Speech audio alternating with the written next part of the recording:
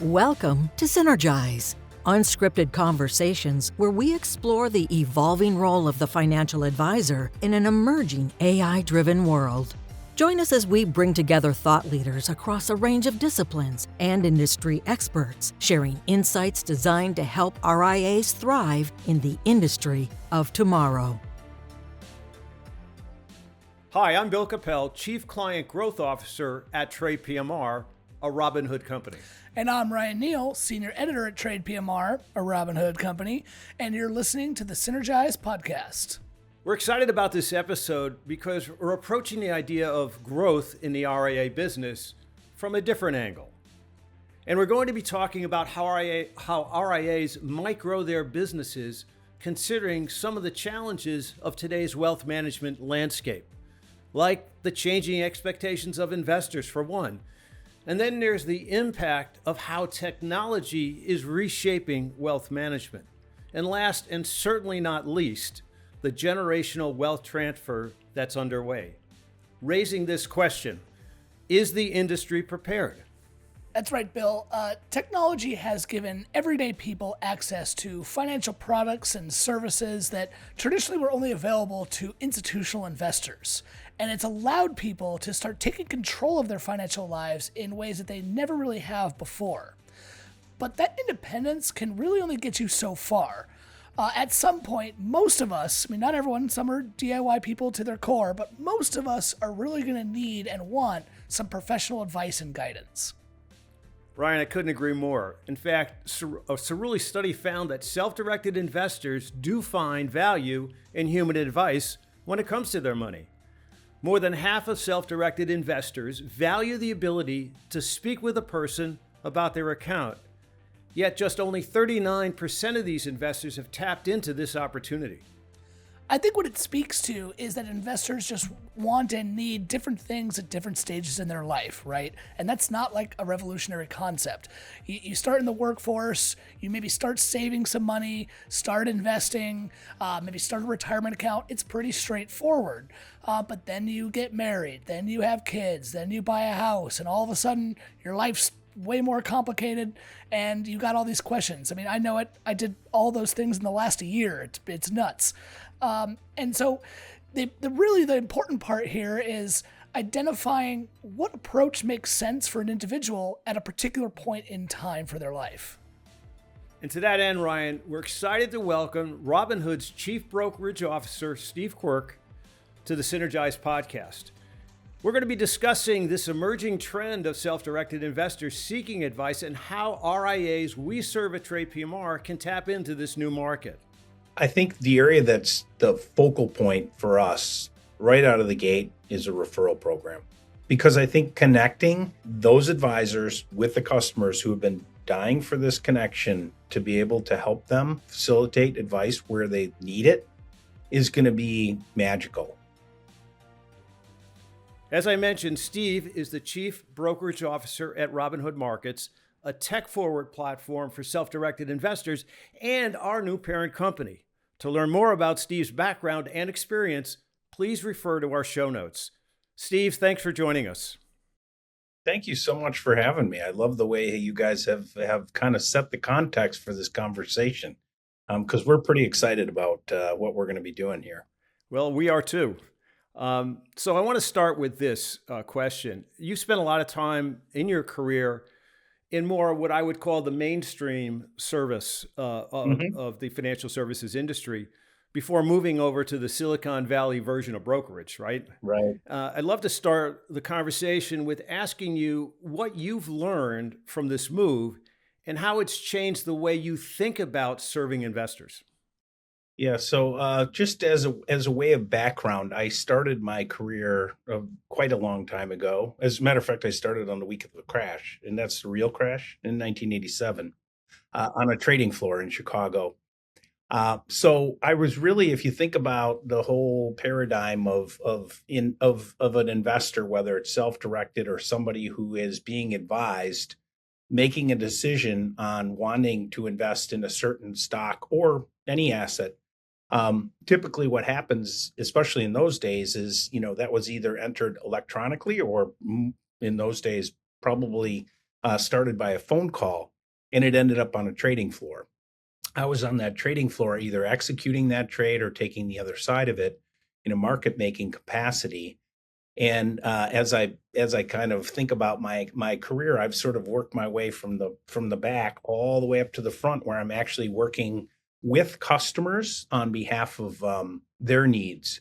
The beauty in having the ability to experience this all the way through the chain is I have a familiarity with all the processes along the way. I think, Bill, you and I have talked.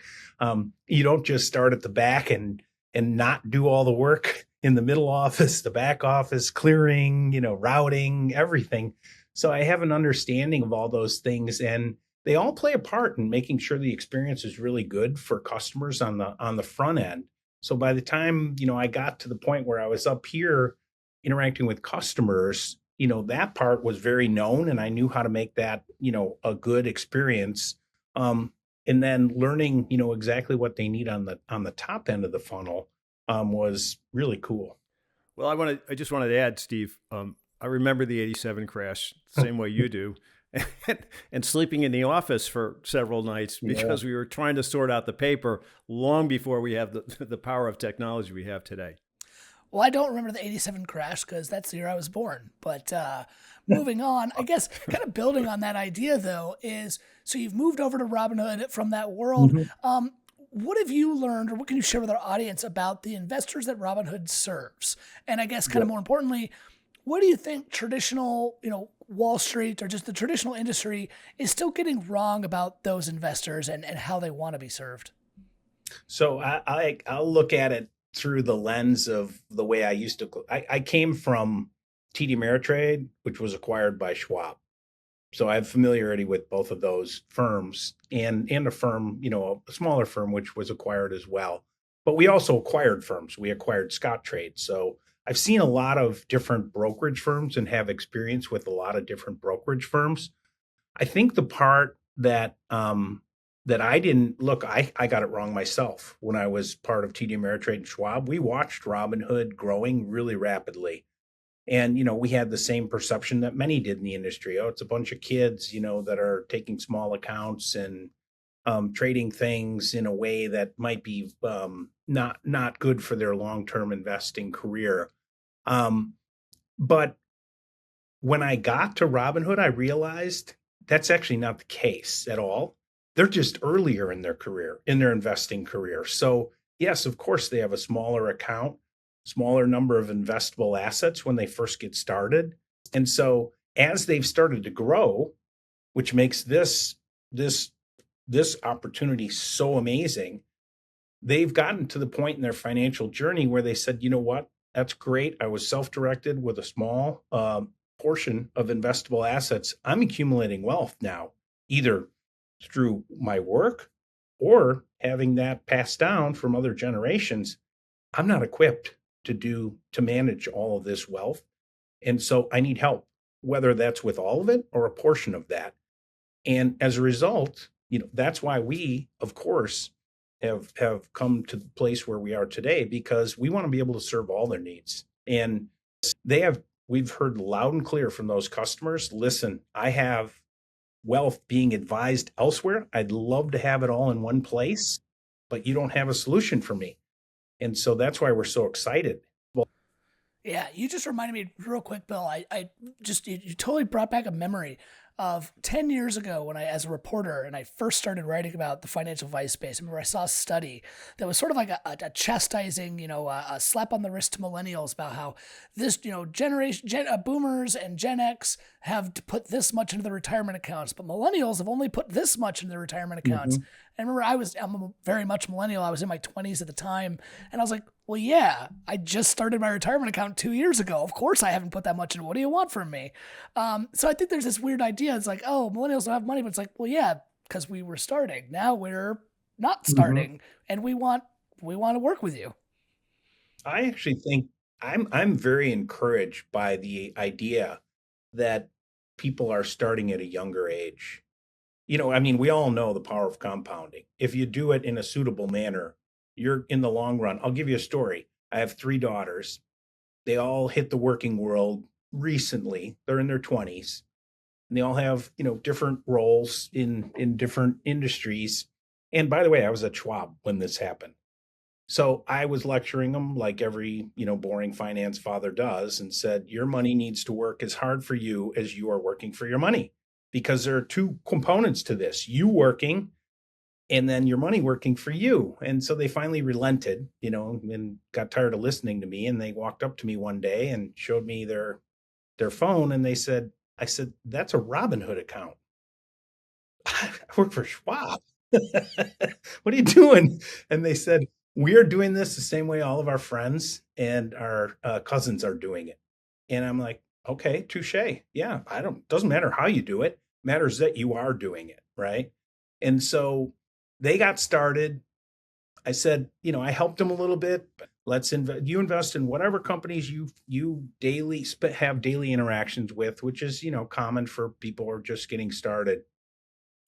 And, they tell me, oh my gosh, I'm up, blah, blah, blah. But as soon as we had a down day, they would call me and yell at me. Like, Dad, I'm down. It's all your fault. It's all your fault. And I said, okay, we're going to fix this. You are going to do recurring investments with whatever you're comfortable with. You tell me the amount, that amount's going to go into the market, and we're going to remove the emotion from this, right? And listen, I fully expect that they're going to get to a point probably in the next couple of years where they're going to say, I'm not comfortable doing this all on my own anymore. I've accumulated enough wealth where I want somebody to help me, and I want to be able to talk to that person and make sure that I'm doing it in an appropriate manner. I look forward to that day. It's going to be amazing.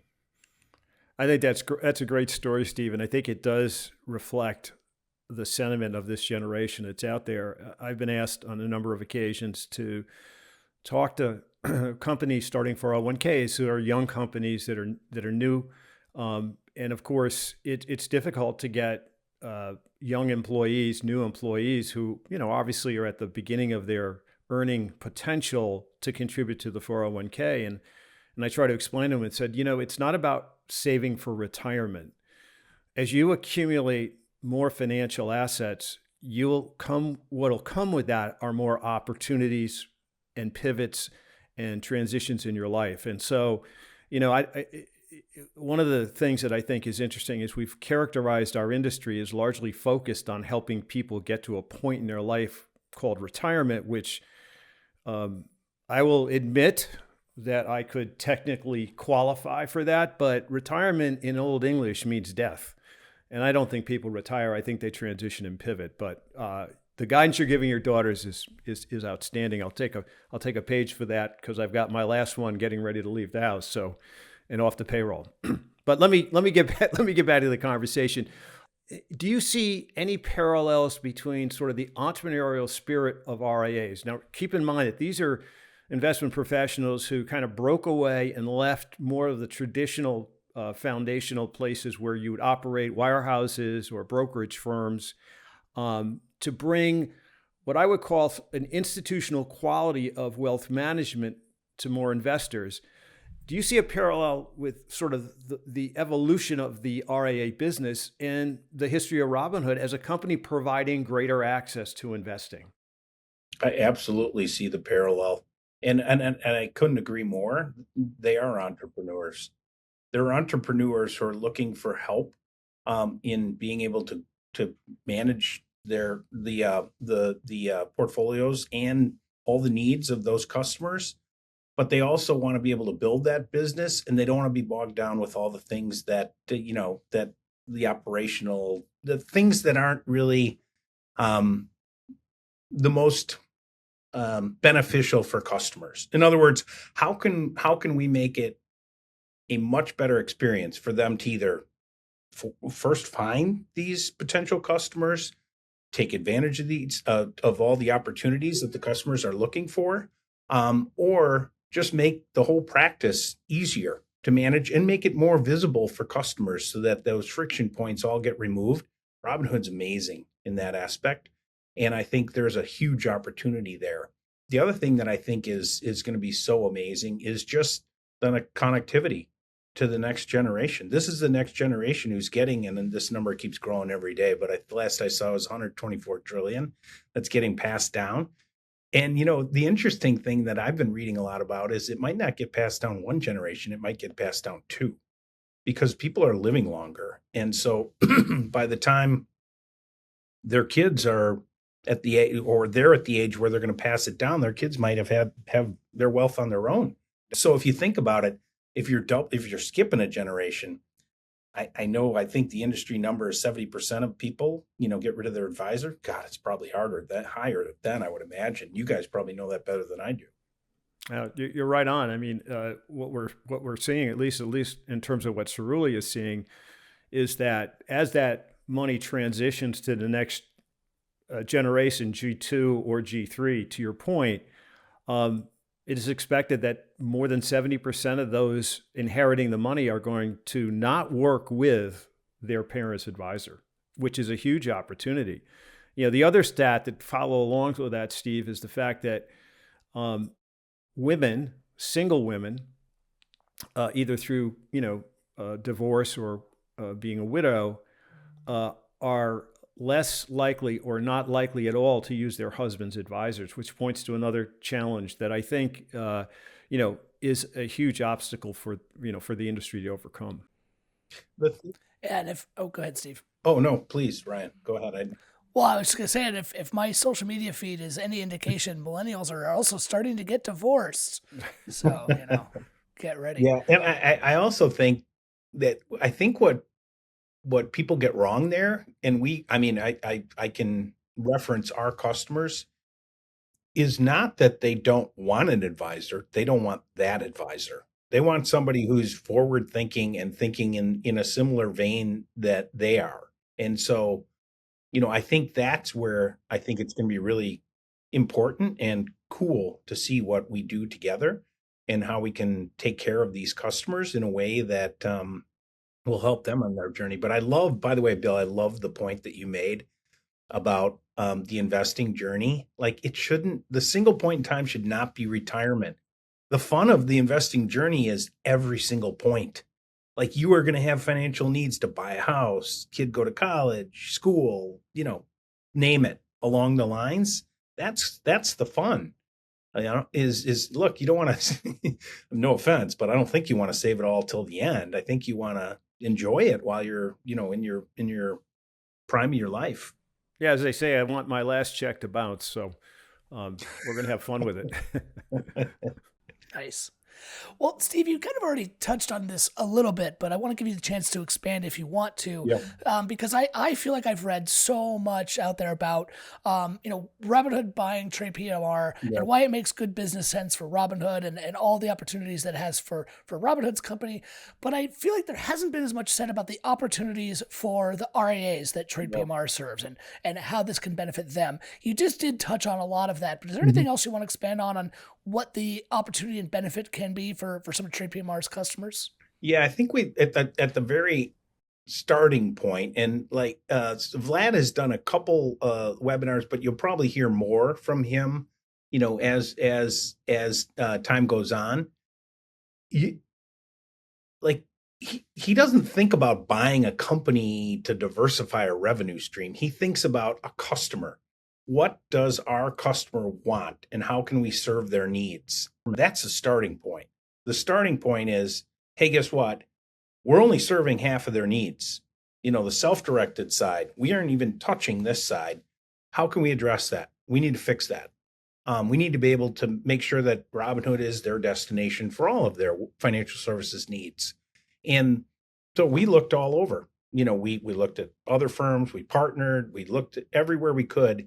And TradePMR stood out head and shoulders above everybody else, just because they basically have the similar ethos, which is, how are we going to serve this generation of investors and customers in a way that's going to take them on a good path in their financial future? And I think what excites us the most about it is we're aligned from a technology standpoint. That's where we're going to make the most hay, in making the experience amazing for the end customer, for the advisor, and removing as many friction points as we can. We're going to have that connectivity so that those investors can find an advisor who can help them with their needs, whether it's all their needs or some of their needs. And they're going to do it in a manner that they're going to love. And it's going to make the experience, I think, one that looks almost like a self-directed. And then I think the other thing that's going to be super powerful is we keep talking about the technology, and we're talking about all the other areas, the connectivity of the advisors and our end clients. There's another element that we've actually really done a great job of. As the landscape shifts in how you're servicing customers, the landscape has to shift from a regulatory standpoint, from the way the elected officials look at how you're doing business. And I know Dan and Lucas, Dan, who is our chief legal officer, did a video the other day and talked to some advisors about what they anticipate is going to change in Washington with the new regime. The work that we do currently on behalf of self-directed, the work that we will do on behalf of advisors. And we're committed to doing that to make sure that you guys are not being bogged down. Part of not being bogged down is also on the regulatory front. It's not always on technology or operational, and I'm preaching to the choir. You guys live this. But that is meaningful. And especially when you're now going to be taking care of customers that are looking for a different solution. In other words, they might be younger customers, their accounts might not be the same size, and their desires to invest in some things, like alts, which you guys are, in, are going to be different. And so I think that is, to me, that part isn't as talked about as much, but it's really important. I agree. And, I want to follow up on a point you made, which I think was very insightful, Steve, around this notion of the industry traditionally has built itself around the regulatory environment, right? We have very strict boundaries. And of course, we love to complain about it, but I throw that in the category of moats, if not for the regulatory business. Yep. We would never be disrupted. Then comes Robinhood.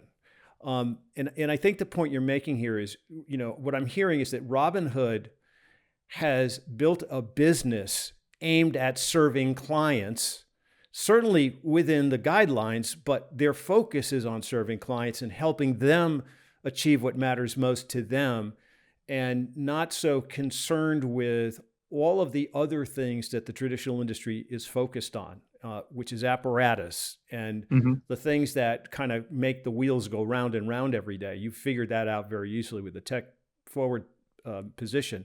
What I want to do is I want to drill down a little bit more on the custodial space, because now Robinhood is a custodian. And so when you think about it, there are already some large players in the RIA custodial business.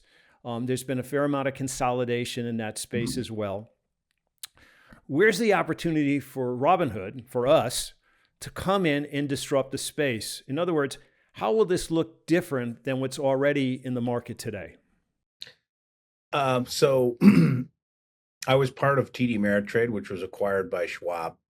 So, and again, I ran the self-directed side, but I had a lot of interaction with what we call the institutional side, the RIA side as well. And by the way, that almost didn't get through because the size of both of those was going to be something that I think the regulators had some concerns on. But, as a result of that, on both sides of that business, when you are, having gone through being acquired 3 times and acquiring Scottrade, I know what happens.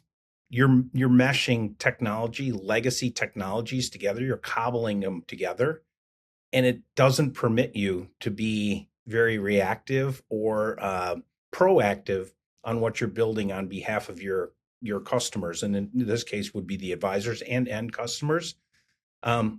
We have the freedom to be able to take a blank template with some of everything that you have built and say, how can we take this, streamline it, make it better, make it unbelievable for the customer? We're really good at that. And so I think that, number one, is a great opportunity. But number two, as you become somebody who has aggregated, as some of these have, and now we have, let's call it maybe a duopoly, how motivated are they when they have a duopoly to do what's most beneficial for the advisors? I believe I just saw that they're raising the prices on the referral program. That's right.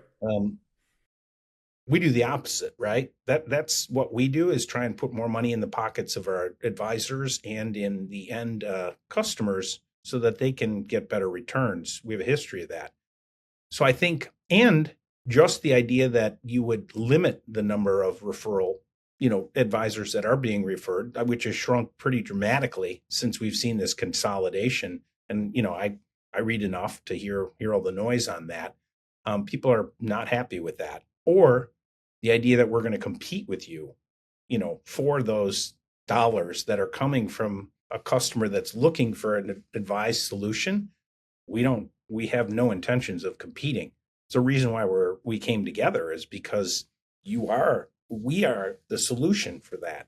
So I think there's a whole bunch of unique opportunities here that are going to be really cool. And I also think you just want to be forward looking. Like, if your whole mantra is moat, it's not good. It's really not good. I would be not that enthused if I'm a advisor or customer, if the firm that I'm custodying with is saying, well, all we want to do is keep you here. We're not. And so we're going to do the minimum viable thing to make sure that you will stay here. So we're going to create enough friction so that it's painful for you to leave. Yeah. Our industry has perfected that. Yes, Yeah. exactly. Well, because you brought it up, I'll just touch on this now, because I know, again, when I was a reporter and covering this space, that was a big friction in the RIA space, was for advisors who custody with another firm that has a retail business. Are you competing with me? Yeah. Are you developing more technology for your retail business and not sharing it with our advisors? Lots and lots of that stuff. Big kind of a core friction in the industry. So anything else you want to share with any advisors that may hear this and may have concerns about Robinhood being a very famously retail facing company coming into the space, and if the service or the product is going to change at all? Yeah, I lived this for many years at TD Ameritrade. Like, if you want to keep a customer happy and keep them, as your full service financial services firm, all you want to do is let them do what they'd like to do and help them facilitate it. In other words, you don't want to dictate where we think they should go. And that, when you do, I think you end up, I just don't think you're doing what's in the best interest of the customer. And that's not what we do at all. We're not aligned with that theory at all. So, and again, the whole reason for us coming together is because we saw that need. So, we have no interest in telling them, well, no, you shouldn't have somebody manage it. Here, let us help you do more on the self-directed side. We're just the agent. You tell us what you want to do. We will help you. We'll educate you in the options that are available. But we just want to facilitate it. And we found by doing that, customers reward you with more business and they're loyal. So, Steve, there are so many things we can talk about. The wealth transfer issue I mentioned earlier, the impact of artificial intelligence on the business, cryptocurrency, which you're moving into. We're moving into at Robinhood. Many of the things that we don't even think about today are going to impact serving clients. But when I think about this, the question is, what are you most excited about to work on next? Aside from, the integration of our two organizations, and where do you see the biggest opportunity to make an improvement for both clients and advisors? I think the area that's the focal point for us right out of the gate is a referral program, because I think connecting those advisors with the customers who have been dying for this connection to be able to help them facilitate advice where they need it is going to be magical. I also think, and one of the things that we're very, very, very strong proponents of, is learning from both the advisors and from those end customers on what they want to see as the next iteration of that. Obviously, we have spoken with the teams here and with advisors enough to understand removing friction and making it operationally much easier to facilitate all this business is imperative. But I think we're also going to learn quite a bit more, and we plan to have many interactions with the advisors to figure out exactly how else we can help them. But I think to your point, like if you think about the technology that's coming down, other asset classes, and again, our job is just to make sure if younger customers want something that isn't traditionally available, we have to find solutions for them so that they can invest in the things that they want to, even if it's a small portion of their portfolio, like crypto. Just make that available for them. And, today it's available in ETF format. And we saw a decent number of our customers get into that. So we're very much of the mindset that they're going to find the investments that they find suitable, whether that's through an advisor or on the self-directed side. Our job is to make it available to them. That's exciting. Yeah, and I think one of the biggest things that I'm just going to summarize something I wanted to ask about, but then I think we don't even see the impact yet, but we will as this goes, is so much of the wealth management industry has become tech-driven anyway, right? Banks, brokerages, wirehouses, well, I guess it's banks, but fintechs that have started up to serve advisors, that whole thing, TAMPs, asset managers, everyone has technology, even TradePMR has technology for advisors. But what I think is going to be fascinating to watch is this is the first example that I can think of a consumer-facing tech company moving into wealth management and what that's going to bring us in terms of tech talent and know-how and what we're going to be able to develop and build. I think we're just starting to scratch the surface of what that's going to be and what it's going to look like. So that's what I'm excited about. But I think as we wrap up these podcasts, Steve, we like to have our guests do sort of 3 takeaways for our audience. So maybe with that, what are 3 things that you want our listeners to take home to get excited about your vision for the future of wealth management? Yeah, I think the first one is the one that I mentioned to Bill when he talked about what we are most excited about collectively, and that's just creating this connection.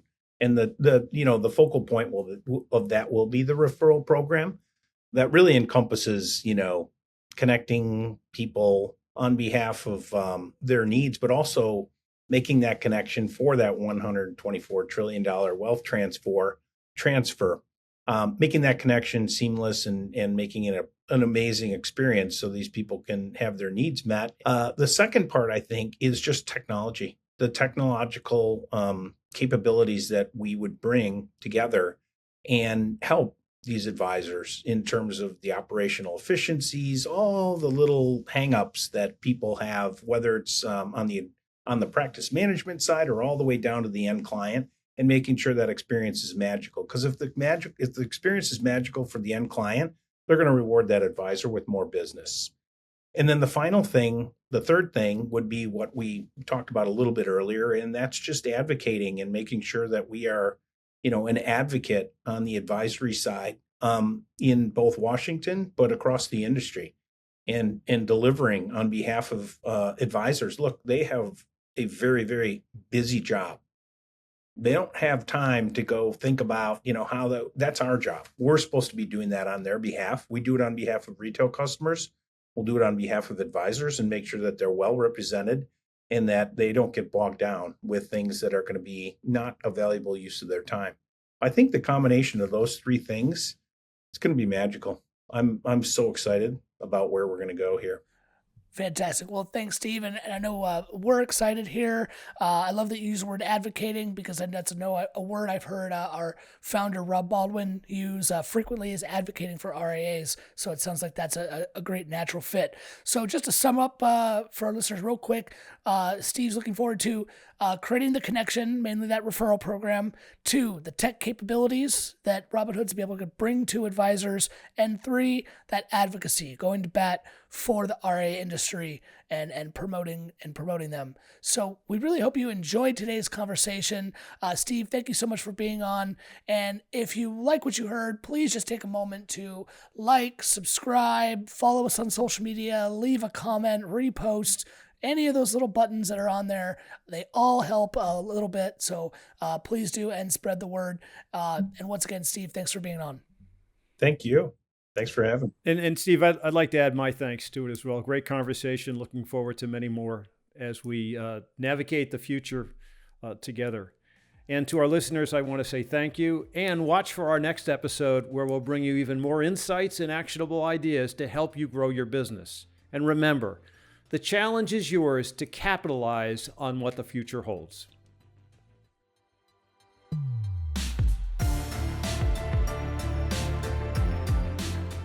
If you want to join the conversation or connect with us, please visit us at synergizepodcast.com. This content is provided for general information purposes only. The views expressed by non-affiliated guest speakers are their own and do not necessarily reflect the opinion of TradePMR or its affiliates. TradePMR and its affiliates do not endorse any guest speakers or their companies and therefore give no assurances as to the quality of their products and services. This channel is not monitored by TradePMR. TradePMR does not provide investment advice, tax advice, or legal advice. TradePMR is a member of FINRA and SIPC. TradePMR Inc. is registered with the Securities and Exchange Commission, SEC, and the Municipal Securities Rulemaking Board, MSRB. TradePMR provides brokerage and account services to registered investment advisors. Custodial services provided by First Clearing. First Clearing is a trade name used by Wells Fargo Clearing Services, LLC. Member SIPC, a registered broker-dealer and non-bank affiliate of Wells Fargo & Company. Copyright 2025, TradePMR Inc. For a transcript of this episode with sources, visit synergizepodcast.com.